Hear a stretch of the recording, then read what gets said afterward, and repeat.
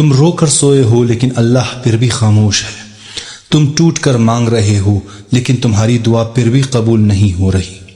رکو، شاید تمہیں آزمائش نہیں بلکہ تربیت دی جا رہی ہے۔ جس طرح یوسف کے ہاتھوں میں زنجیر تھی لیکن تقدیر میں بادشاہت لکھی جا رہی تھی، اللہ کبھی کبھار تمہیں قید کرتا ہے تاکہ تمہیں آزاد کر سکے۔ جس طرح موسیٰ کا بچپن ماں کی گود سے جدا ہوا تاکہ فرعون کو نابود کر سکے، اللہ کا درد تدبیر بن جاتی ہے۔ جس طرح ابراہیم کو آگ میں ڈالا گیا اور اس آگ نے ابراہیم کا بال تک نہ جلایا، کیونکہ جو اللہ کے لیے کڑا ہوتا ہے آگ بھی اسے سلام کرتی ہے۔ جس طرح ایوب کے جسم میں زخم، زبان پر دعا اور دل میں صبر تھی، اللہ نے اسے وہ لوٹایا جو دنیا اس سے چھین چکی تھی۔ جس طرح حضرت نوح کو دنیا والوں نے مجنون کہا، لیکن جب طوفان آیا صرف حضرت نوح بچے۔